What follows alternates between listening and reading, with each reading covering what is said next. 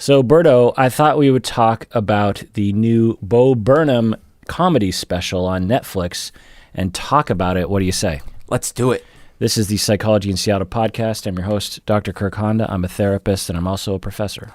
My name is Humberto Castañeda, and I'm a dirt and sand sommelier. Rating, Berto, what would you give this out of 10? Well, this is interesting because I'm not in the business of rating comedy specials. So I'm going to rate it as like a Netflix entertaining thing that I saw. Yeah. Okay, I will give it a 7. Wow. I gave it a 10 out of 10. I can understand why. Why? Well, I had a feeling, I was like, as I was watching, I'm like, ooh, I bet you Kirk really is into this. Why? Well, because he's like creating songs about the situation. They're very psychological and deep and touching and it's bittersweet and melancholy, and it's got so many topics like about suicide and dark thoughts, and so I can appreciate all of that. Yeah. The only thing though, the reason I rank it lower, maybe let's get to it later in terms of dislikes.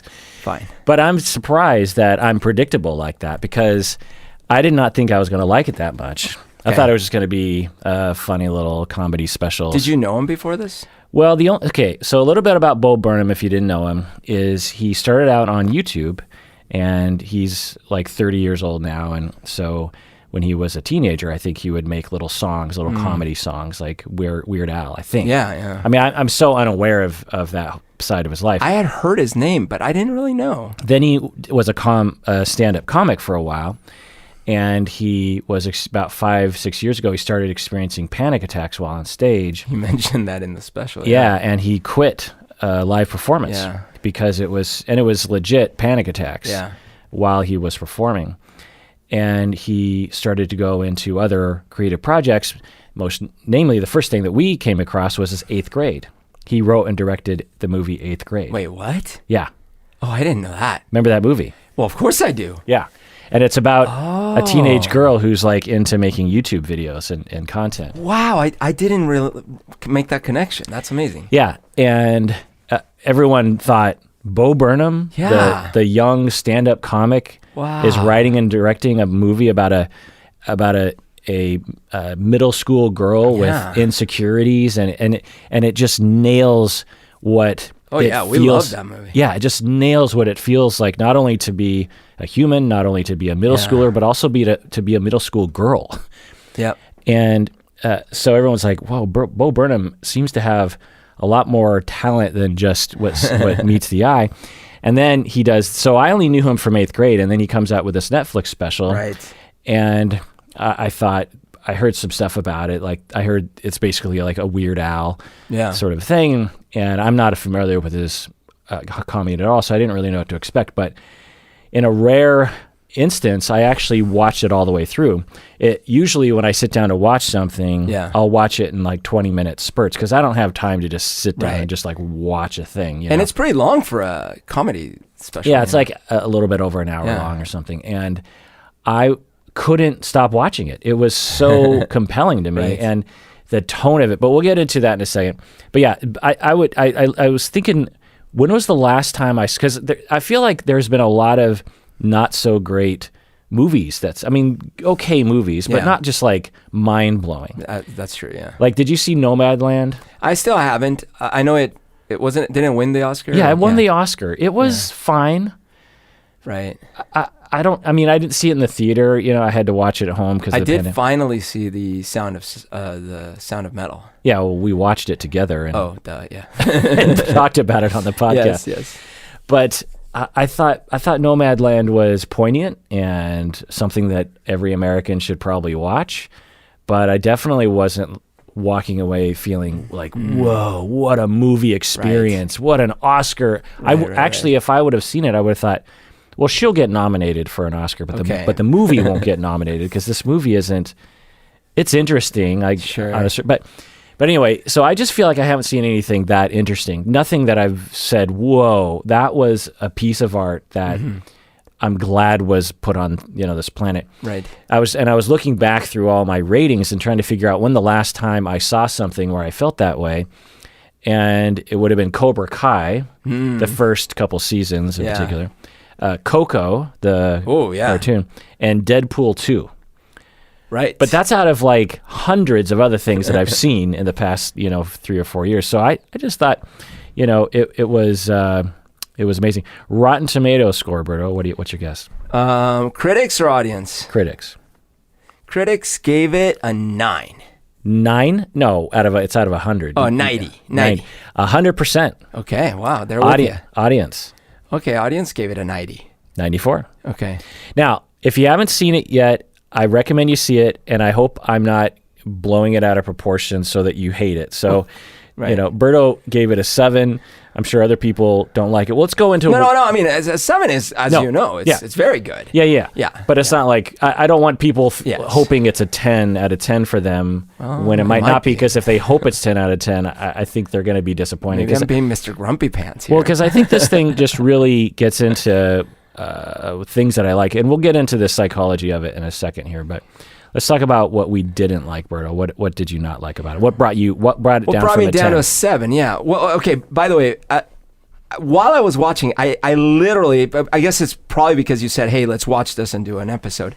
But while I was watching, I'm like, "Oh my gosh, Kirk must be loving this." Really? Yeah, because I could see all the entertainment value in it, and I was being entertained. Are you not entertained? I was being entertained. The guy is incredibly talented, musically, just production values wise, storytelling, very, very good, right? And I was very impressed with his musical compositions. Now, there is an I thought you would have liked it more because of that music aspect. Well, he writes music in a at least a melody form that is kind of like your music, and with the keyboard and stuff. Because I don't write music like that. No, I agree. I actually could relate to all that. I mean, he does an amazing job. I'm just saying that style. Yeah, his use of blue notes and like different, key changes and stuff. So here's the couple of things where I'm like, okay, this is all amazing, but I didn't laugh. I did. I didn't laugh. I laughed maybe a couple times, but mostly not. And so I'm like, well, is it unfair because the topic is so heavy, and so maybe is it too soon? It's like we've all just lived through this traumatic period. Yeah, I wouldn't. If I recommended this to someone, I would not call it a comedy special. Right. I would call it an art project. Right. That has moments of comedy and that's fair. Weird Al style songs, but definitely not funny.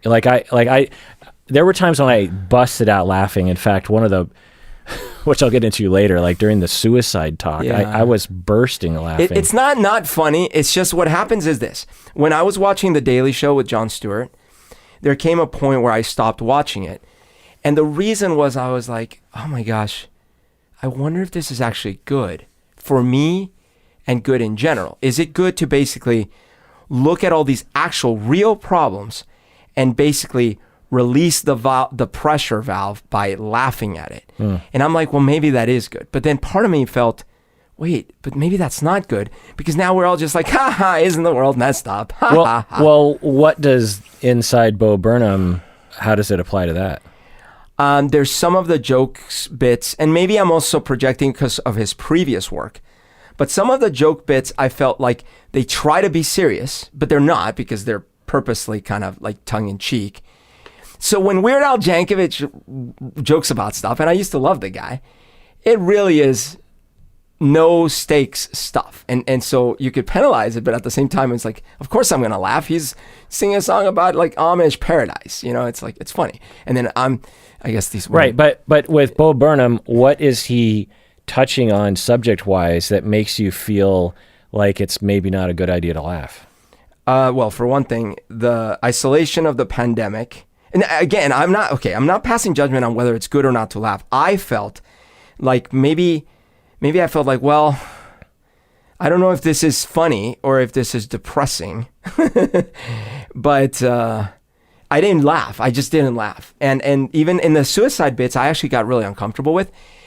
And to his credit, when I basically in my head was saying, he's saying this thing about he wants to kill himself way too much. And then right after I thought that, he says, now listen, I just want you to know, I don't really want to kill myself. Like, he literally says that. And then he goes on to explain the psychology of it a little bit, of what's going on in his head.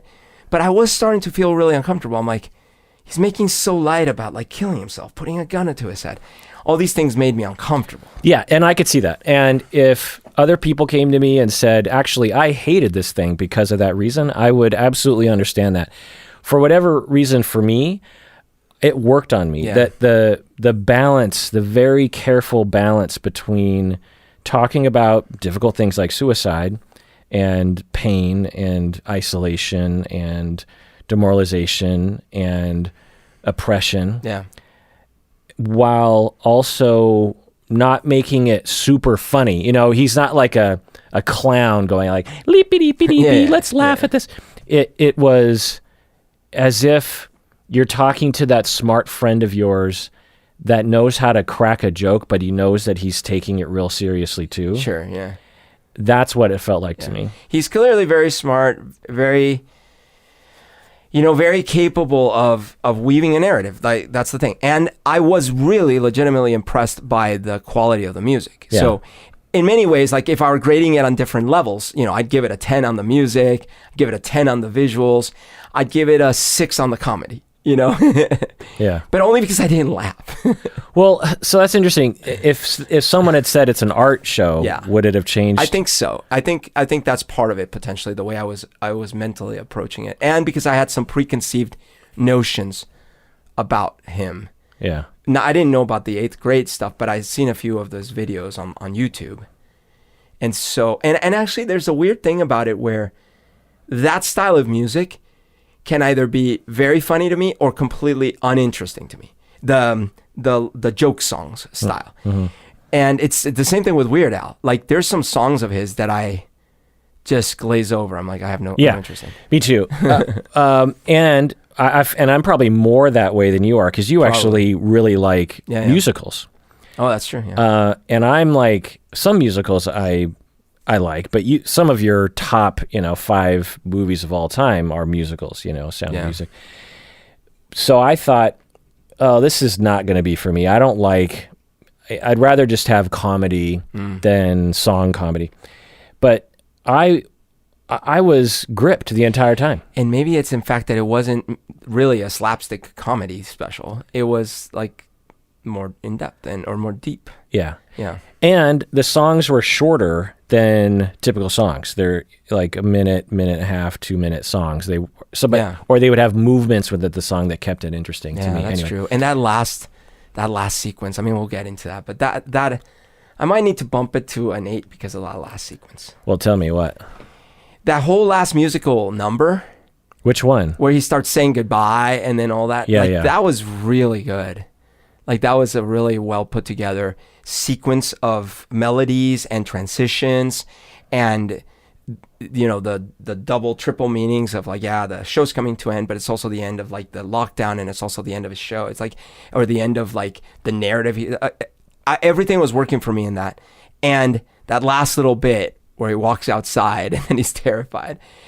And the very ending with where he starts to crack a smile, that's all super well done. Right. So, I mean, if I was judging it by those types of things, I'd have to bump it up for sure. So, yeah, I mean, just I didn't plan on talking about the ending, but we have a goodbye song, kind of like Ringo singing at the end of White Album, and it's well lit, and he's got his big beard and his long hair, and he looks over his shoulder, and he can see sunlight coming through the door jamb, and he seems terrified. And that was another huge part of it for me, was just how it touched on. Now, so let me back up. When I heard it was going to be about like pandemic stuff, because he's stuck in a room during the pandemic making this comedy special, I was just like, ugh. Really, from the very beginning of the pandemic lockdown, I was uninterested in watching pandemic-related stuff. Yeah, there's been movies and TV shows coming out that are set within the lockdown, and I don't care how good or what kind of stars they pull in. I am not interested in that. There's something about it. Right. So when I saw this, I was surprised at how much I liked it, because the moments where you are reminded of him being in lockdown, it really touched on this nonverbal place for me in terms of what it felt like. Yeah. As he's looking at the door jamb, you just see like the sense of awe that he was feeling, but also the fear. It's like Here Comes the Sun is playing, but there's this weird A minor underneath the whole thing. Yeah. And that's the way it felt for me. Like, wait, I got vaccinated. Other people are getting vaccinated. You mean I can actually leave? And I was one of the most shut down people in the world, really. Like, probably top 0.001% of people who were the most careful and the most locked down. And that feeling of, I'm so desperate to get out, but I'm also, and I'm in awe of going to McDonald's. I just, oh my God, are you kidding? But also, what is out there? You know, what's beyond, not only just virus-wise or the world-wise, but also, what is the world like after the pandemic? Because there's all these variants, and of course, there's going to be other viruses, other global kinds of catastrophes. So our bubble was punctured severely and permanently. We lived in this part of the world, at least, right? We lived in this very comfortable bubble. You know, you and I would be like, what are you doing this weekend? Oh, I don't know. There was never a thought of like, well, I don't know what could happen this weekend, so I'm not sure what I'm doing. No. Like, we just make plans. Yeah. Life goes on. Yeah. Things are fine. Yeah. You just hugged people. Right. And then we also we're getting a bit on our older years, not old, but, you know, and, there's things where you're like, oh, my body's not working the same way. And now, but this big needle comes and pops the big bubble. And you're like, no. You're at risk that something could take everything you liked daily and throw it upside down. Yeah. And so then you sit there thinking, well, what's next for the world? What's next for us? So I totally relate to that. Yeah. And then he goes outside, and it's typified by the crowd clapping. Yeah. And we also know that he has this panic attack of being on stage. So he's coming out of his room, but now he's faced with that panic and that fear again. Yep. It was nice being in a room all by himself with no audience, doing comedy-like things without any fear of seeing other people and worrying about their thoughts about you. And there was that aspect of, like, I really loved that story when he's telling what happened, the lead up to when he was having the panic attacks, and then he finally got to the point where he was getting ready to go back out. Yeah. And then the pandemic hit. Right. So it is a really interesting story that he went through. Right. And so he steps out, and you get this sense of we're that audience. Yeah. As viewers, it's sort of that Black Mirror aspect of it. And he turns around and he wants to get back in. He wants to go back into the pandemic. He wants to go back into his tiny little hut, but he locked himself out. Yeah. And he's panicking, and everyone's laughing because the thought is, well, crowds would think that was funny because tragedy averted is comedy, right? But he's actually going through tragedy. And then as you're watching this, it's kind of going on for a while, and I'm thinking, is this where it's going to end? But I thought, something doesn't feel right about that. And then we switch to him watching. Right. He's now watching himself panic as he's back into the room, and he's watching. And I thought, okay, that's a good ending, because it's like, he's not saying he's stuck out. He's saying he's watching this performance that he did. Right. That was kind of like a symbolic ending. And then in that last, and I think, is that because he has a real straight face, very kind of, like, I don't know, blank or upset face, depressed face or something. And then that little bit of a smile, and then it ends. Yeah. So it's just perfect, right? That was good. That was very good. It's just and so these are all the things you didn't like. Yeah. But okay, what I didn't like about the show was that, well, there was really one scene. There's only one thing I didn't like about it. When he was getting angry at himself because he couldn't get the take right, he was trying to get through this take. Which take was that? It was in the middle of the thing, and he like hits himself in the leg, and okay, yeah. He keeps resetting and saying, okay, start over, right? So and then he screws something up. He's like, God, and he like hits himself, and then he gets really angry, and he knocks over the camera. Oh yes. And I thought that obviously the whole thing is fake, right? In the sense that it's not really spontaneous, if you will. These are bits that he was, but a lot of it would edge on the side of, well, you could see him in the course of weeks of creating that he actually did just lay down on the ground with a pillow and just start talking. You could just see like eventually, screw it, I'll just lay down and talk into a microphone, and I'll just see what comes out of my face. And so all of it's obviously fake, but some of it felt more authentically fake, more authentic from him. The one where he's getting angry at himself for not getting the takes right, it seemed really fake. Yeah, I can see that. Yeah, but maybe it wasn't. But there were moments, you're right, in contrast to that. For example, when he's saying, like, I'm probably never going to finish this. Like, I thought I was going to, I'm still going, I'm just probably never going to finish it. Yeah. Like you say, that is him filming himself kind of doing that bit. But I am sure he was feeling that way. Right. So he's like, so I'm basically talking to myself because no one's going to see this. Right. Right.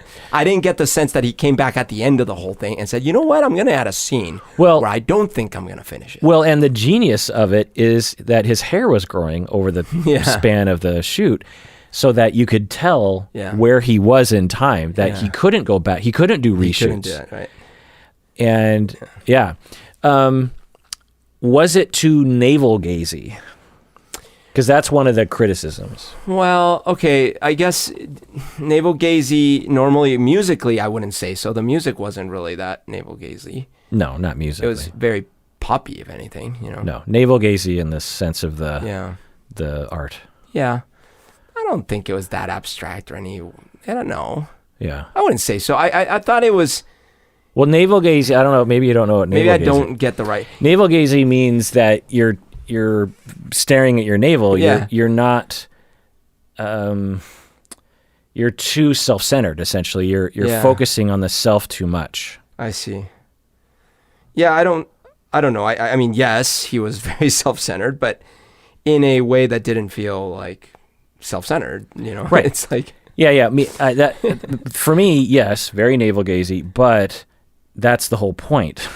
The whole point, you have this extreme version of life that we all felt like we're isolated by ourselves. That's the whole point of the lockdown, the whole point of the... And maybe we're biased because we are very self-centered. Right, which I'll get into as well. That was the other thing. Oh yeah, maybe that's where you're going, because I remember when he was doing that whole bit about... But there are two parts that it was so perfect. Like one is like when he's doing the reactions to the reactions. Yeah. Okay, that was one. But then the other one was just in general when he was talking about everyone's got to have an opinion. Yeah. Yeah, I mean, there were some really funny bits in there. I mean, you're laughing now. Yeah, I am laughing. You weren't laughing. Anyway, But I thought an 8 is pretty good. I gave it an 8, remember? Yeah, that's true. So let's take a break, and when we come back, let's go over what I liked and how I related to it and some of the more psychology about it. What do you say, Berto? Let's do it.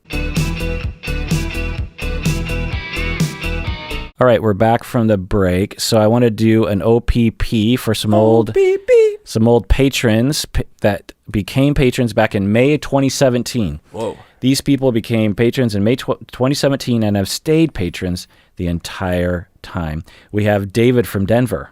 Woo. D from D. We got Dana from Austin. Yay. We got Karen from Scottsdale. Karen. Pretty sure I know Karen as an emailer. Slowa from AT. What Atlanta? No, what country is AT? Oh. AT country code. What do you think? AT. AT Austria. Okay. Austria. Makes sense. Okay, so we got, thank you so much. We got Deb from New Jersey. NJ. We got Megan from California. Oh, we got Yang from Richmond, BC. Good old Richmond, BC. Yeah, we've been there. Yeah, we've had some good food there before. Delicious. Okay, so what did I like? Well, I liked it because it moved really fast, and there were so many little moments of genius. It just it didn't linger too long, and because that's something that I'm always like, especially with music. You know me, my songs are like 2 minutes long. Yeah, guided by voices is your. Yeah, because I'm like, why have an intro to a song that no one's heard before? You know what I mean? Like if you're Prince, you can have an intro, but if you're you and me, you know, it's just like, just get to the good bits, right? You know, if you're a world-renowned chef, you could have a line around the block and people could wait 5 hours to eat your meal. If you're just a regular cook, you just want to stuff that hot dog right in their mouth. Yeah. So you talked about so much talent. I want to go over like all the things that he would have to be extremely proficient at to pull this off. Obviously songwriting. Right. And boy, is he a good songwriter. Yeah. No question. The melodies, the chords, the feel. Now, I'm not the rhyming. I mean, like, because he's lyrics, making clever rhymes, you know. Yeah, the lyric writing it's hard to write those kinds of lyrics. The singing, he has a really good voice. There was a point where I was like, is he auto-tuned? Of course, there was the auto-tuned or the altered voices to make it sound higher or lower in terms of timbre, but I thought he is really auto-tuning the crap out of his voice, but then he would do recordings where it was clear he wasn't auto-tuning. He's just singing. And it's he has a crystal clear voice. He has one of those voices where when he decides he's going to sing an A sharp, he sings an A sharp and does not waver from that note. And I'm jealous of that because I can't do that. So songwriting, lyrics, singing, playing, performing flawlessly because he has to sing those songs and play him on himself doing it. The lighting that he pulled off. You know, you think, oh well, it's sort of do-it-yourself lighting. It's sort of amateur lighting, but he did stuff with lighting I've never seen before. Yeah. I haven't seen in movies. I haven't seen in shows. I mean, it was very cinematic. Yeah, I mean, some like that one scene where he's dancing and he had a light and he would like flash it at the back wall and the whole room would just light up for a second. You know, on the snare, you just go, poof, you know. I just thought that way. I was like, how did that happen? And then the third time, he has a light behind his back that he's obscuring with his back, and then he swings it out. Yeah. The editing that he did. Yeah. You have to be good on a computer how to edit all this stuff. You've got to be good at performing. You've got to be funny. You have to be interesting. You have to be smart. You have to know culture really well. And he can write and direct a movie 8th grade that was amazing. Yeah. I mean, the guy can do anything. And that's what I was saying. Like, there is a storytelling to the special. Right. And it's got a nice arc to it. Yeah, that takes talent too. Because he could have just stitched together the bits. Yeah. And it's fine, but it wouldn't feel as much as a journey as it does. Yeah. Did you predict I would like it because it has kind of a nihilistic Clockwork Orange feel to it? No, that's interesting. I didn't think about that. No. Or maybe I subconsciously did, but not consciously. I actually, those parts that I didn't like, the nihilistic parts, I was not thinking of you. I was thinking of me not liking those parts. And by the way, I love Clockwork Orange. So it's like when it's done just the right way and on purpose, I guess I really do like it. But I mean, American Psycho or something, you know. But this was. But that's American Psycho is a different kind of nihilism. My sort of nihilism is more societal nihilism rather than. But so is American Psycho because it's an indictment. Like the thing is a metaphor for the whole materialistic 80s. Yeah. You know. But it's not. The psycho is us. Yeah, interesting. Yeah. But I digress. The point is, the main parts that I kept thinking about you on, and it wasn't just like a couple parts. There was a lot of things where I was like, okay, first of all, I knew you were admiring and enjoying the music. I was like, of course. The talent and the transitions and the chords, all that stuff, because I was also enjoying that stuff. I thought the whole commentary about, YouTube and being, like making your voice heard and having an opinion and then doing the reactions. I was like, okay, that's hilarious because that's what we do. And then Kirk literally does reactions, and I've done reactions to his reactions. and in fact, I did a reaction to a fan of yours reaction of your reactions. So I was like totally enjoying that. And I thought, okay, Kirk's going to connect to this. Yeah. And then I thought that the artistic aspects and the visuals, because I know that you're very big into, like, in movies, you like the visuals and stuff. Yeah. And I do too, but I think you do more, or you appreciate details more. Yeah. And so I thought, okay, he's really got to be into that. Yeah, I was watching it like I was watching a magic act as a magician. I was like, wait, how did he pull? Let's talk about the reaction video. So I'm watching it, and then he's performs this thing, a song, and then he does this commentary. Yeah. It's not really reacting to his song. He's more commenting on it, which I thought was brilliant because the song's meaning wasn't exactly clear, and then when he said it, it was like, oh, that's what it means. Yeah. And then there's this point where it instantly switches to now he's reacting to his reaction. But it's not a separate recorded thing. It's the same seamless recording. Right.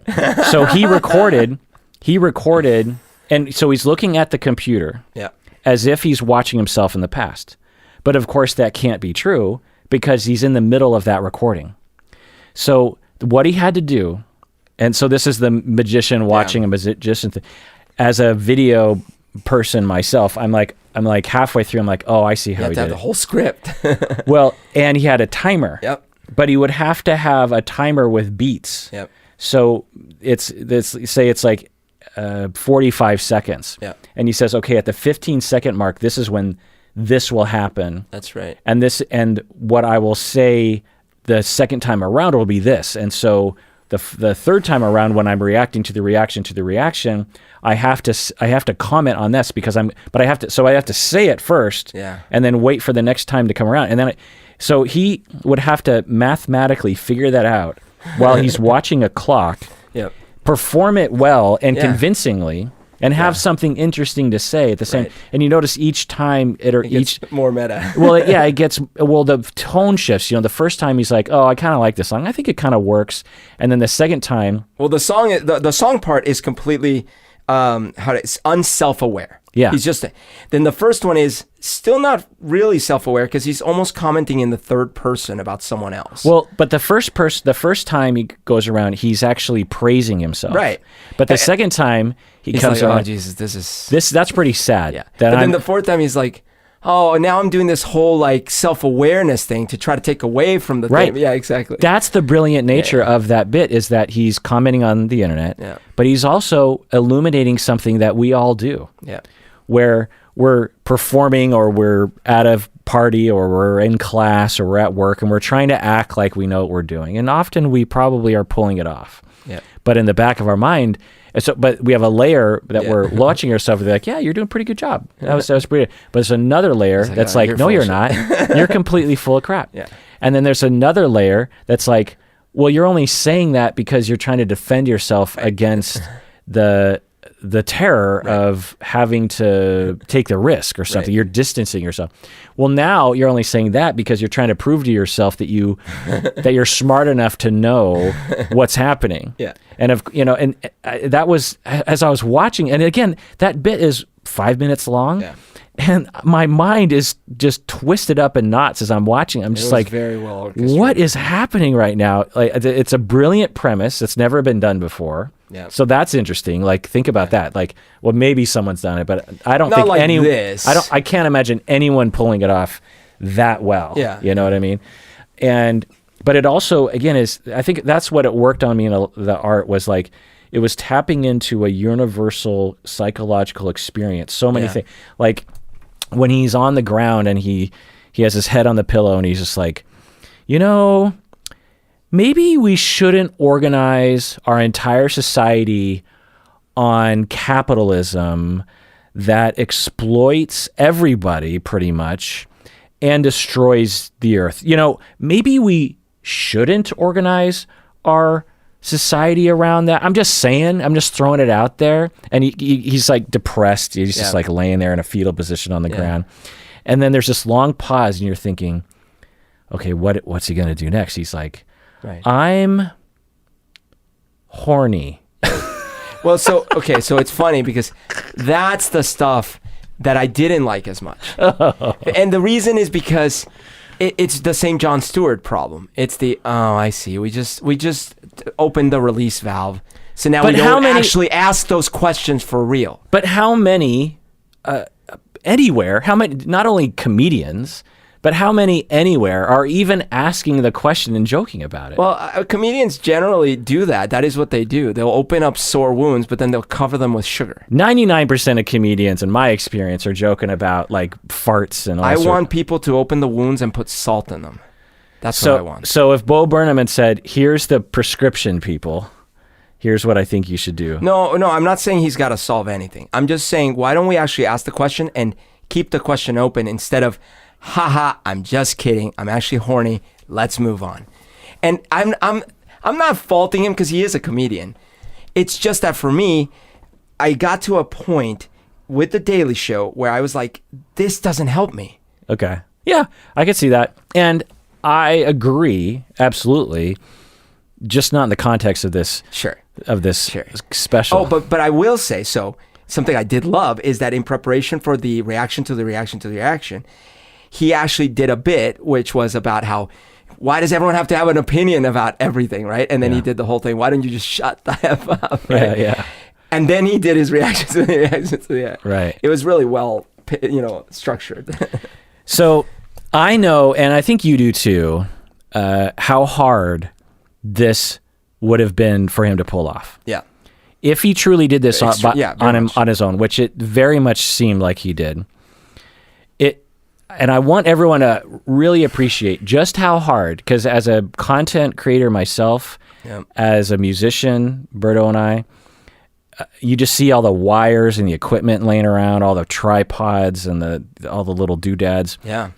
You know that his computer didn't work some of the time. Nope. You know that camera was on the fritz. You know a cord was a little... But it's okay because he could run to the store and get... Yeah. So we know how hard the lighting itself. Yeah. Like when I do reaction videos and when you do videos as well, Berto, you know how hard it was to not only get a camera that was good, but to get an interface with your computer that works, to get software that works with the hardware. By the way, for one setup, I only have one setup. Right. That's what I'm saying. If I'm going to do anything outside of my little setup, I don't have a setup. Yeah, that was my whole point. It's like you and I were setting up one setup. Bo Burnham had dozens of setups that he did. The lighting that you have to get, the focus, the background, everything has to, be very well thought out. There's a lot of experimentation, trial and error, getting opinions. He did that multiple times, so that's hard. Also, think about how many takes he took. A lot of those performances were all one take. Yeah, they were not, and they were live. I could, because that's another magician watching magician thing is whenever I'm watching a performance, I'm like, is he really playing that? Right. And when it seems like he is. There are other times where it's obvious he's not because he's it's like montage or something. Yeah, you just, but that's not what he's trying to do. But a lot of it, he and other people would never have done that. Other artists would have recorded the songs, in the comfort of being able to do that. Then later they would have lip synced themselves. Yeah. He did not do that, and that I tremendously respect. And it was so incredible how good it sounded. Like he'd be sitting there, just like in the middle of the room, with this little keyboard, and then he'd like press this chord, which his sound choice was great. It's like, ooh, it's nice and warm, and he's like, boom, boom, boom, and then he just starts singing, and you're like, wow, he's actually doing that right there, right now. And then he'd pause, and then he'd start over, and it's like, wow. Yeah, and that's how he sounds right now in that room. Yeah, and his voice is pristine. Now, there's probably a little bit of After Effects, but not much. No. And he was using regular Shure 58s. Well, and it's not the kind of music, at least not some of those moments. It's very plain, like his voice and a keyboard. Yeah. So sure, you can add a little this, that. You can't hide behind that easily. Right. He went in later and added some drum tracks and some other things, but it was, pretty down to earth. And you notice his microphone was just a regular Shure 58. Yeah. Like he did not have, he had one microphone that, was okay, but even that microphone is probably $400. Yeah. So just think about that. He has, just a standard stage mic. Yeah. Hooked Good up. one. Yeah. You must have a pretty normal preamp that's not, completely out of control. I think it's going straight into his computer. I didn't see a lot of Outboard gear. compression or I saw. And I don't think he needs much because he creates the sounds mostly on his keyboards. Right. But so that was another thing that he did so well was the ability, because you and I know, trying to dial in the right keyboard sound that sounds good, that is really hard to do. That's actually, I don't have the patience for that. I know. It's so hard. I mean, his keyboard choices, the sounds because, if you don't know out there, in all likelihood, the keyboard he's playing, unless it's like a electric piano, it was just running a software engine on his computer that was playing the sounds. Yeah. And the software will come with thousands upon thousands of sounds to choose from. And choosing the right one can be very hard sometimes. But anyway, so many takes. He would have had to have done, for each performance, I'm guessing he probably worked on it for like a week at a time and probably had hundreds of takes. Yeah. And the one that we see is the one time he managed to pull it off, because not only does he have to get the lighting right, and he's got all these buttons he's pressing, but he has to sing it. Well, and it's not just like, okay, I got through it. It's like, I got through it, and that's the take. Yeah, I look comfortable. I got all the words correct. Everything looks right. The amount of editing that he would have to do. Because the other thing you figure is, how many ideas did he come up with that he discarded? Right. He probably has. I mean, I can't wait for the documentary to come out about how he made it, because I suspect for every Peter Jackson extras footage. For every idea that we saw, I'm guessing there were 100 things that he filmed and was like, that's not very good. Let's see, what else? So what could I relate to? There were so many things I could relate to. One was let's see, in my notes, content, but look, that one song, the very beginning, he's like, content, daddy made you your favorite, open wide. Like, during the pandemic, this was me. Yeah. To a much lesser degree and a much less talented degree. But the pandemic hit, and either by coincidence or by maybe design, was the beginning of my YouTube career. Yeah. We had always been posting crap on YouTube, but getting zero traction, or that many videos. You had done some videos, but hardly any videos. Yeah, and we'd gotten some traction over the literally 12 years that we had been on YouTube up until that point. But then the YouTube channel started to take off, and same as him. Like, I started off with very little equipment. I just had a regular crappy webcam for like $50, and a very bad background and terrible facial hair, terrible lights.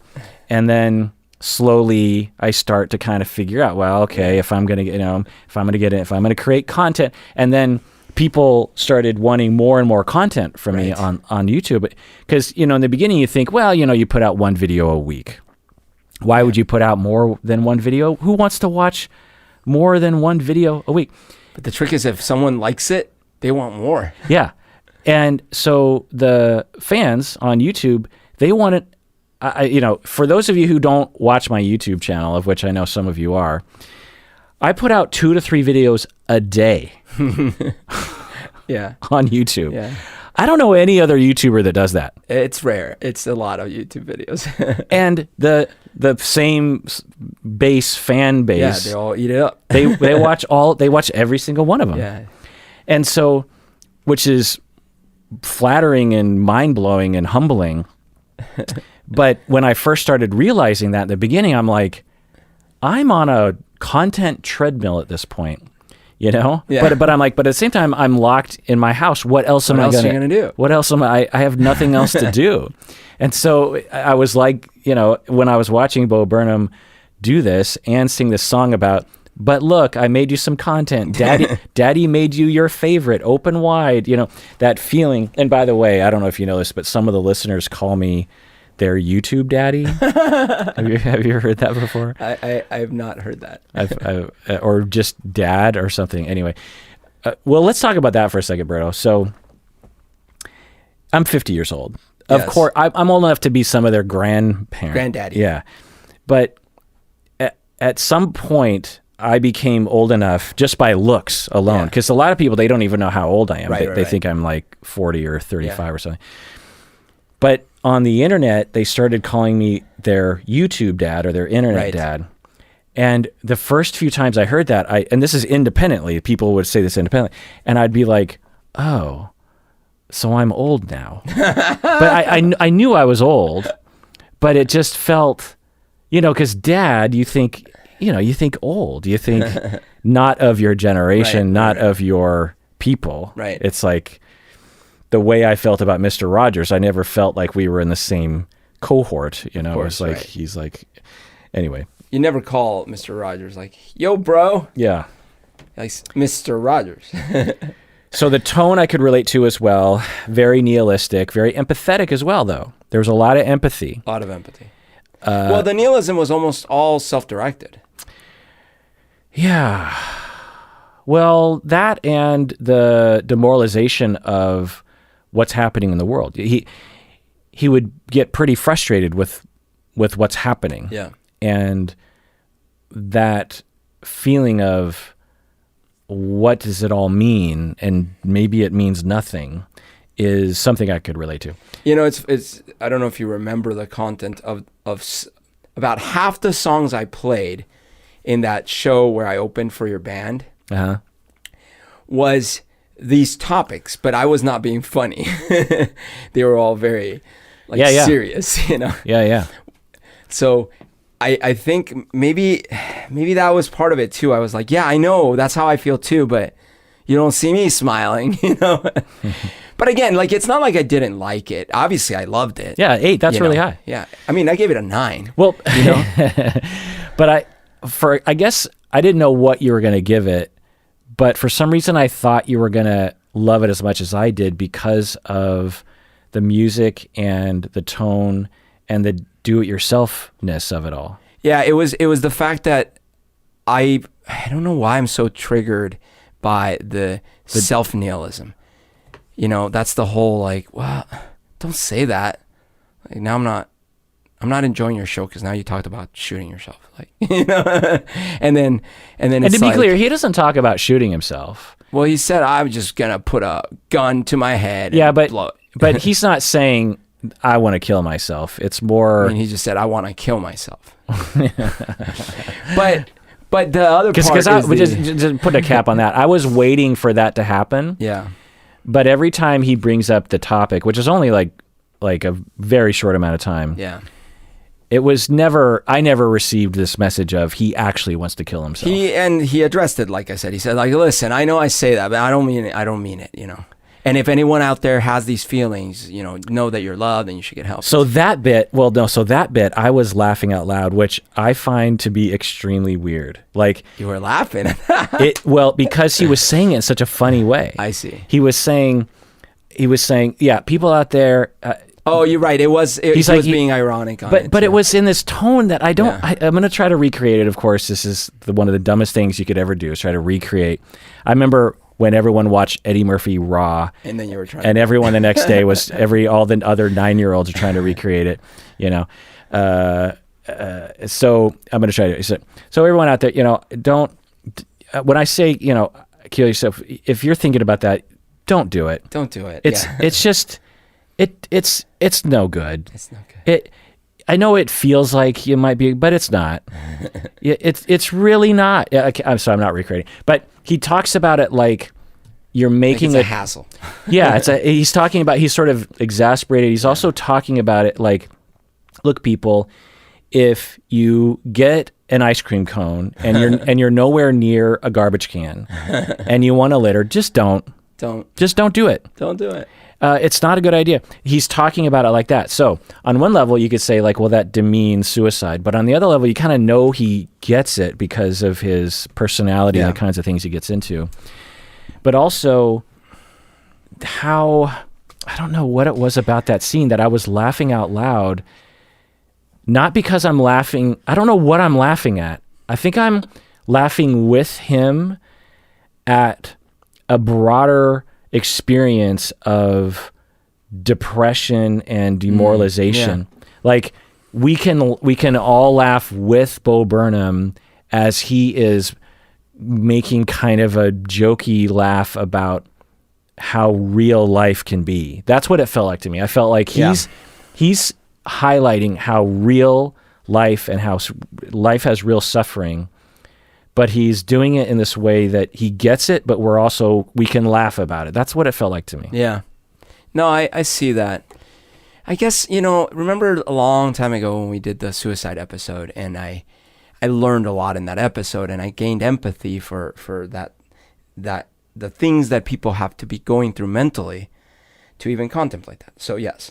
However, I do, I have a lot of pent up feelings about it. And I'm thinking about it now. First of all, as I think, I had an uncle who committed suicide. And so I think... We say completed. Oh, completed suicide. Committed sounds like a sin. Right.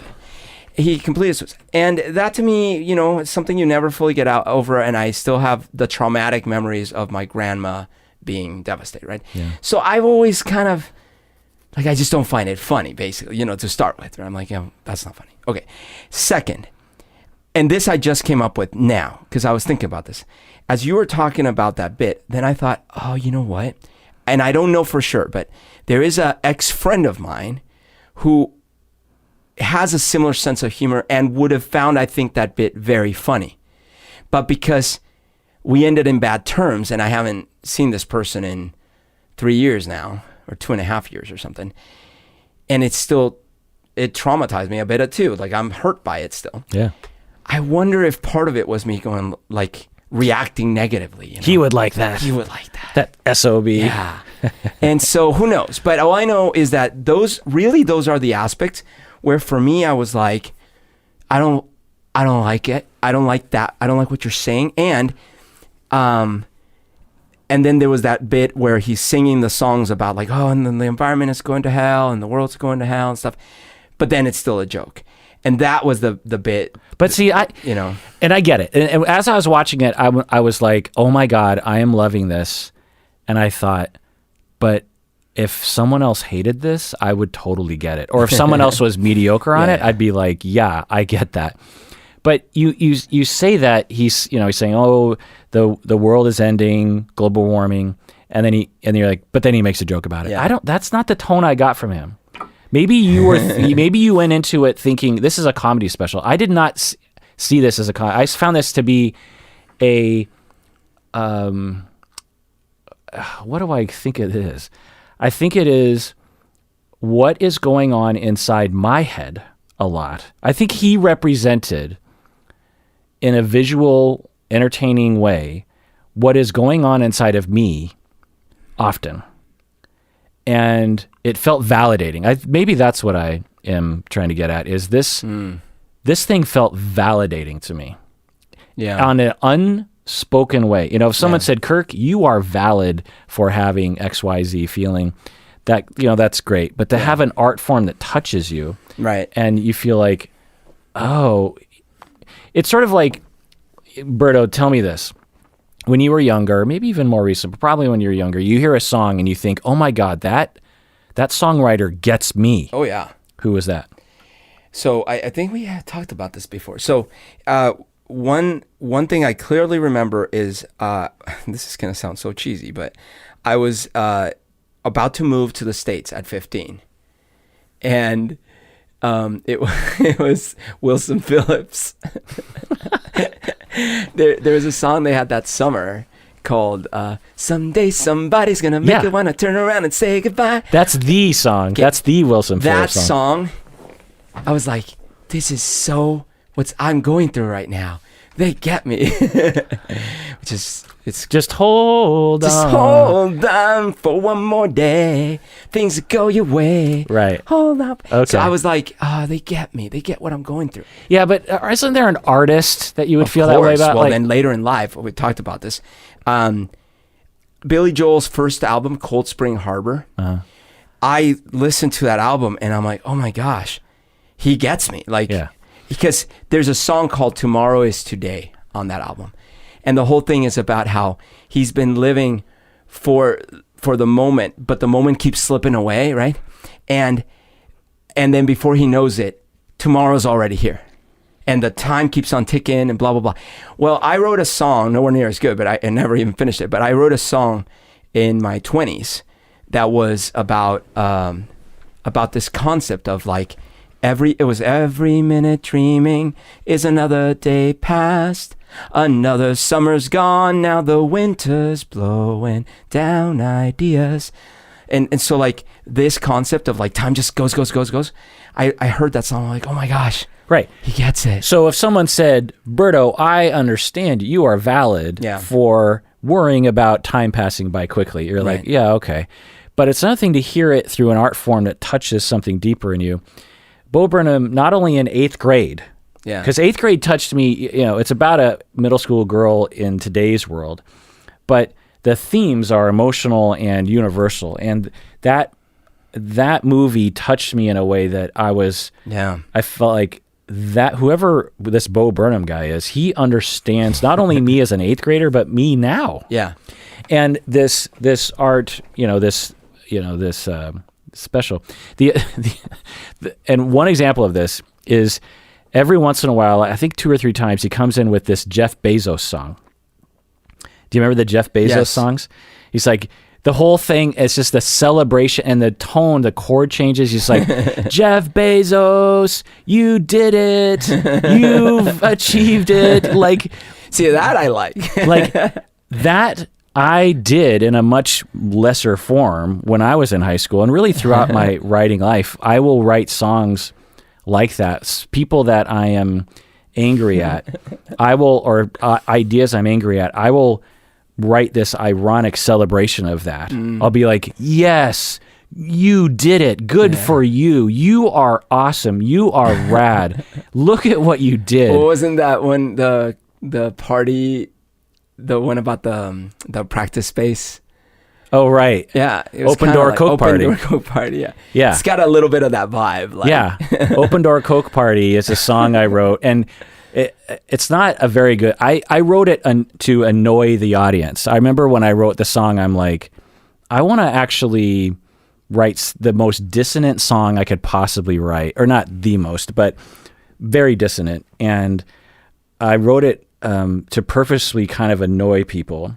And people ended up kind of liking it. And because it's Spotify and it's the internet, it's the most requested song because it has the word Coke in it, you know, because there's all these like cocaine people, I think, that are clicking on any song related to Coke or something. So on Spotify, Open Door Coke Party, my song, which kind of bothers me because it's like, if that's the first person that people would hear of my band, I'm like, that's not what I would, that's not the first song I would put forth. Sure. But anyway, yeah, in that song, I'm railing about our mutual friends who had an Open Door Coke Party, and basically, I won't go into the full story again, but they basically destroyed our practice space that we shared together and made it so that I couldn't get my equipment because the landlord locked the door. But anyway. But you had that kind of vibe of like, if you're not really paying attention to the actual meaning of the thing, you think you're celebrating Open Door Coke Party. Yeah. I actually took a different tact, and I think I was also a younger songwriter, so I was a little maybe less metaphoric, but at least lyrically. Musically, I think I was, because so I think I met James Mercer, the Shins songwriter. Yeah. And I just looked up to him so much. Yeah. And the first time I met him, he was super nice and everything. Well, then I met him again because he did a little acoustic set at the Showbox. The Showbox, yeah. And I went and I was talking to him, and then we were chatting again. But this time he had gotten very drunk, and he started making jokes, at first just little jokes about where I work. And then the jokes kind of kept coming. And I take, I do dirt and sand stuff, and it's really, I take it seriously. But he just kind of kept coming with the jokes, and then they wouldn't stop. And it's like, I went from to like, why are you picking on me like I mean, this? for you to have someone cross that line with you must mean that, right? Because people make fun of you a lot. But it's also because I looked up to him. Yeah. And because I got the sense that he was actually trying to hurt my feelings. Yeah. And so I went home really demoralized and sad and angry. And I wrote a song on the spot that night. And it wasn't like, you're so great. It was like, you wouldn't last a day in my life. Like it was this kind of thing. But the music was really pretty. The lyrics were obviously upset. Right. And that is, I can relate to that sentiment of wanting to like put something or someone on the spotlight. And I did like that Jeff Bezos bit. That was fun. So I've done things like this project. Again, nowhere near the talent or the success or the, listenability as this thing that Bo Burnham did. But I've been doing stuff like this. I thought about this. And this is another reason why I like this so much, because I'm like, he is doing what I have been doing my whole life. So we go back to, I'm in the 4th grade or 3rd grade or something, and me and my friends, we have a little tape recorder, and we would make shows. But they were terrible. And I still have the audio cassettes. They're incoherent. I did too. I have a tape of me doing a radio program with my cousins. Right. In Spanish, of course, and it's so like, what? Yeah, you're just like, and we're laughing. It's like, what's the joke? Then you fast forward to I'm in middle school, and my dad buys a video camera, one of the very first video cameras made available to regular people, and I start immediately making home videos and comedy shows and stuff, and skits and lip syncing and little storylines and stuff. And you're just sitting in a room. You don't have any props or equipment, or you just sort of make do with what you have. Fast forward maybe even just a year, and when I first get into music, one of the very first things, so I've probably written 10 songs by this point, and I've been writing and recording for 3 months at this point. And I'm like, you know what I should do with my 4-track recorder and my very, very terrible acoustic guitar and my tiny little Casio keyboard with a sampler on it. That's worth probably like $39.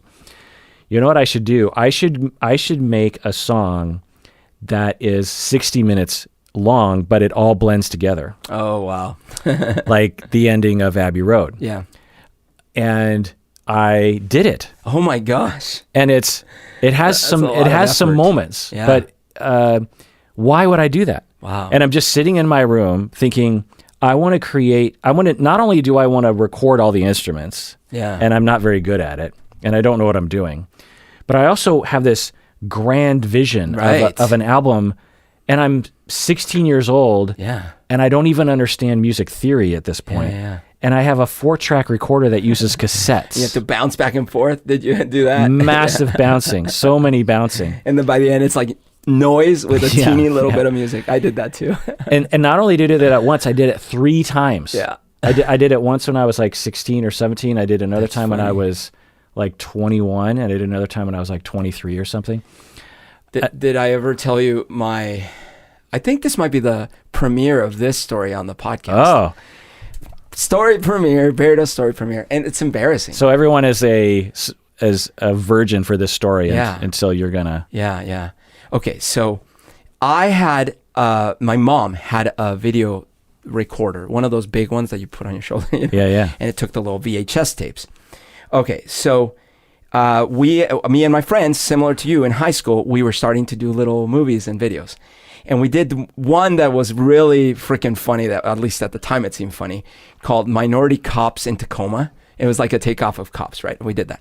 And then me and my friend Ty did a little skit.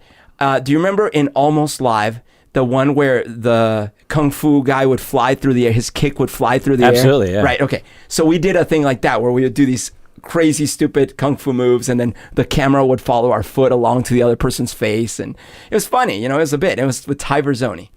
Awesome. All right. This is the part that I've never told anyone. One day, I'm sitting at home by myself, and I'm very horny. Wait. Where is this headed? So I videotaped myself pleasuring myself. OMG. And I thought I was using a blank tape. But I taped over Ty and my skit. Wait. Give me a visual. Like, where's the camera in position? Oh my gosh. Are we talking undercarriage? Or are we talking? I put the camera on a table in the TV room, and I'm pretty sure I put a leg up on a chair, and then just kind of, I was, you're a teen, you're exploring the world. And to give you a context, this is what, like 1990? Yeah, 91. Yeah. And so I'm sitting there, and it was a short session, but it taped over our awesome skit. Now, after I'm done, you know how it happens. As soon as you're done with the deed, you immediately want nothing to do with sex or anything. So I'm like, oh God, what have I done? So then I'm like, wait. We got to back up. Okay. How does the germ of this idea form in your mind? Because you're horny, and it's like, I want to record myself because I want to see naked people on film. I don't know. Wait, no. Really dig down deep here, because I got to understand the mindset. You're 16 at this point? Yeah. What goes through the mind? I mean, I'm like... Because you're not going to share it with anyone. No. But you're going to watch it. I'm going to watch it. I'm going to see what's up. Because look, Wait, are you curious? I didn't have access to pornos. So you want to... I've never seen a porno by this point. Wait, but... Okay, but you want to... Imagine that. No, imagine a 16-year-old who can't and has never seen a porno and can't see a porno. And this is the closest thing to porn? It's the closest thing to a porn. Were you thinking it would turn you on later to watch it? It was turning me on to think about doing it. So then I did it. And then as soon as I was done, I was like, oh God, what have I done? So I was like, shoot, well, I'll just throw this tape away. But then when I went to pull the tape out, I was like, oh, this isn't a blank tape. It's our tape. And then I played and saw where I taped it. And our skit starts, and right in the middle of our skit, dang, chupacao, pow. And I was like, oh, this is so horrible. So, plus cinematically, it was terrible. So I was like, all right, I got to delete it. But how do you delete that back then? You tape over. So I put the tape in my brother's room, aiming at like the wall, and I press play or record for about the length of time. But you got to do it repeatedly because I don't know that.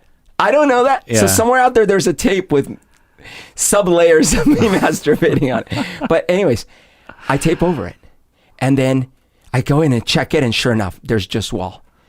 Well, I'm like, cool, sweat. My friend Ty asked me a few weeks later, hey, can we watch our tape? And I'm like, dude, I have some terrible news. What? I don't know how it happened, but I accidentally left the tape recording, and it just... I don't know what happened. Somehow I accidentally taped myself masturbating over. Oh my God. So Ty, if you're out there listening, I'm so sorry, bro. Our beautiful skit was marred by my horniness. And out there... Oh, and by the way, you know who lost this tape? Who? My friend Ron. Oh, Ron. I lent Ron this tape. It had minority cops in Tacoma and all these things. And he was in this one place that was apparently haunted, whatever. The tape went missing. And to this day... Wait, apparently haunted? What does that mean? It's a whole other story. I'll talk about this some other episode. But there is a tape out there, a VHS tape out in the world. Who knows where? With young Berto discovering porn. Oh God. Yeah, let's add that story to the this is not going on air, right? You're deleting this pantheon of Berto stories. The long song idea I did. I also would make these little Christmas tapes where I would send out to my friends of all the songs I had recorded that year. And hopefully different content than what I was producing. And just getting back to how I can relate to the inside Bo Burnham is I would make, in my 20s, I would make these epic, but I would have these interstitials of me doing what approximated comedy things in between. Mm-hmm. And then I would have this idea of just what if I what if I recorded myself singing a song as if I was in a choir, and I recorded myself singing hundreds upon hundreds of times to make myself sound like a choir, and then I would get like an orchestra, and I would do it one instrument at a time. Like, I felt like this Bo Burnham thing, it had that kind of ethic of, how can I do this all by myself, but make it awesome, but make it so that it kind of feels bigger, but everyone kind of knows it's not bigger. That's the same thing that happened to me. Like, if I was 29 today, like Bo Burnham, I'm sure I would have tried something along these lines. Right. You know, given my long song idea, given the fact, imagine if YouTube existed when we were 16. Like, you would have had a video of yourself. Oh, no. Well, that's what's terrifying about things for kids these days. Not only can they go and see whatever, they can put whatever videos on social media. Yeah. Well, on the flip side of that coin is that the future president of the United States right now is someone posting on incredibly embarrassing things. And so all politicians in 30, 40 years will have a history like that, and thus none of them will differentiate from each other. They'll all have something embarrassing. And plus, we've already been inoculated against people having shady pasts. Like the fact that Obama openly admitted that he smoked pot was like completely different than Clinton said he didn't inhale. He didn't inhale. He smoked pot, but he didn't take it into his lungs. And then so believable. You rewind it back to previous presidents from that, and they would never have admitted. Oh, never. Yeah. So in the same way, Anyway, favorite moment, Berto. Let's end with that. I will say my favorite moment is I guess is it a moment? Well, maybe it's when the last song starts. Let's call it that. Okay. When the final goodbye song starts. Because I just thought, it sounded amazing. And it was like, I did feel that arc culminating. And it leads to an amazing ending. So I could say, it's that final moment. But it's that kickstart of that whole final sequence. Okay. Well, before I get into what my favorite moment was, what do you think my favorite moment was? Okay, that's a good one. Let's see. I think it was when he was just looking at the camera, talking about how he didn't think he was going to finish the thing. Okay. No, my favorite moment was the song that he did with the guitar. Oh, yeah, that makes sense. Yeah. It was like once where it zooms in and then it zooms out. Yeah, that makes sense. But some other moments, before I get into why I like that moment so much that people are talking about, are White Woman's Instagram.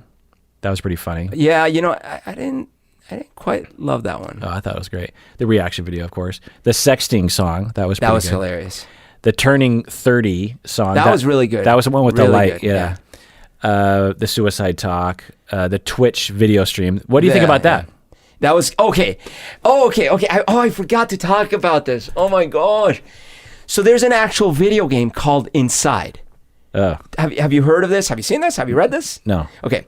So there is a company that makes these amazing video games. The first one was called Limbo. And yeah, I remember Limbo. Limbo, right? Well, they made another one called Inside, which I think you should play. It's such a good game. Do you have a PlayStation? No. When you come over to my house next time, we're going to play it. It's short. They only have it on PlayStation? Yeesh. I think, yeah. Okay. But it's short, and you don't even have to finish. You just get the sense of it. It's such a good game. You're this boy escaping from some weird people in the woods and then getting to this weird factory that seems to kill animals and stuff. It's an amazing game. Well, when he starts pretending he's a Twitch streamer, and he's like, well, I keep being told by people that I should do a stream about this game called Inside. I'm thinking, but when the special started, I'm like, I wonder if he knows. Oh, actually, in fact, when you send me a thing saying, hey, watch Inside, and then we'll talk about it. For a second, I thought, wait, does he mean play Inside? I was like, that's kind of cool. He wants me to play it. I played it, but then, so when the special started, I thought, I wonder if he knows about the game. And then he gets to that bit, And he's saying, oh, people have been asking me to do a thing about this game Inside. So I'm thinking he's actually going to talk about Inside. Right. And then he creates his own video game where it's this like little avatar walking around. Yeah. I thought that was brilliant. Yeah. Press A to cry. And by the way, I guarantee you he has played or knows the game, because there were little things in that were sort of indicative that he knows that game or knows those kinds of games. Okay. Yeah. And then the Welcome to the Internet song. That was a great song. Yeah. Really good. But yeah, my favorite moment was the acoustic song called That Funny Feeling. I just thought it was the perfect representation of this show, which for me, it has all those elements. It's sad, but it's also poignant and I guess funny and depressing. But it also has this voice that I have written in so many songs. Yeah. In fact, he even does this thing, you know, where at the end of this, it's verse, chorus, verse, chorus, verse, chorus, and then he has this end kind of refrain or bridge that's just at the very end. Yeah. And you know, my songwriting, we've played some of my songs where I do that. I have an ending that's completely different from the rest. It's like a second chorus or something. Yeah. And often it's a comment on what we've been talking about throughout the song. Right. And, you know, like what song comes to my head that we played together where I did this? Oh, All For You. So, you know, the song's like, all for you, I did it all for you. It's just like this pleading song of, I did it all for you. This was all for you. How come you are hurting me? My whole life was for you and you're hurting me. And then the last refrain is, no one, wait, what is it? You know my lyrics better than I do. No one said you would wait for me. Right. So the song has this theme of wait for me. You know, like you're driving off from me. But the ending, I have this new chord progression and new melody where I'm saying, look, you know what? I'm asking you to not hurt me. I'm asking you to not drive away without me. Yeah. I'm saying it was all for you. But you know what? No one said you were going to wait for me. Yeah. No one promised. Yeah. Where did I get that idea? Yeah. That someone was going to wait for me. And this song, Funny Feeling, has the same thing, you know, that he talks about all these things that are happening in the world, like the whole world at your fingertips, you know, like the internet, and the ocean at your door. Yeah. The whole world at your fingertips. You get that visual of like the whole world at your fingertips and then the ocean at your door. Right. I mean, it's just a beautiful line. 20,000 years of this, 7 more to go. Yeah. Carpool karaoke, Steve Aoki, what a great rhyming. Logan Paul. The fact that he can put Logan Paul in a song lyric and it sounds sad. It sounds, I don't know what to say, but you know, carpool karaoke, Steve Aoki, Logan Paul, a gift shop at every gun range, a mass shooting at the mall. Right. Just so good. That unapparent summer air in early fall, the quiet comprehending of the ending of it all. Just so brilliant. And then the chorus is, there it is again, that funny feeling. That funny feeling. And then at the very end, he has, hey, what can you say? We were overdue, but it'll be over soon. Just wait. Yeah, that one I could relate to, because that another one of the songs I wrote that time for your show was essentially kind of a, you know, now I can't remember my own songs, but it was a similar feeling like, hey, we got it coming. Right. Hey, what can you say? We were overdue. It's a miracle we lasted this long with nuclear weapons. Yeah. It's really kind of amazing. So the fact that it's going to end soon, well, we should be thankful. And that's the part that's also maybe hard for me to like be like, okay, you know what? Maybe it's this. It's like I would feel better about bringing levity to it if as a society we were constantly having the actual conversations. I guess part of this is I've seen other videos of him being interviewed on YouTube in shows, and he does the same thing where he'll make this really, really serious point. And at the very last second, at the end of his point, he'll deflate it all with a joke. Oh, I haven't seen that. And I'm like, oh man, you had me. And then like, now we're okay. We're back to normal. Yeah. Yeah, I would agree with that. And you know what? I'm also probably identifying, because, that's what I do, right? That's part of my personality is I cover up the reality with humor. But I guess my hypocrisy goes only so far. So now you're supposed to make a joke. That's my tombstone quote. So we're going to end today's episode with my cover that I recorded today. You recorded a cover? Of Funny Feeling, yeah.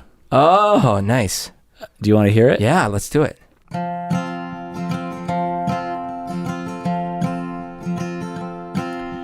Stunning 8K resolution meditation app. In honor of the revolution, it's half off at the Gap. Female Colonel Sanders, easy answers, Civil War. The whole world at your fingertips, the ocean at your door. There it is again, that funny feeling. That funny feeling. There it is again, that funny feeling. That funny feeling. Live action Lion King, the Pepsi halftime show. 20,000 years of this, 7 more to go. Carpool karaoke, Steve Aoki, Logan Paul. A gift shop at the gun range, a mass shooting at the mall. There it is again, that funny feeling. That funny feeling. There it is again, that funny feeling. That funny feeling. Total disassociation, fully out your mind. Googling derealization, hating what you find. That unapparent summer air in early fall. The quiet comprehending of the ending of it all. There it is again, that funny feeling. That funny feeling. There it is again, that funny feeling. That funny feeling. Hey, what can you say? We were overdue, but it'll be over soon. You wait. Hey, what can you say? We were overdue, but it'll be over soon. You wait. Hey, what can you say?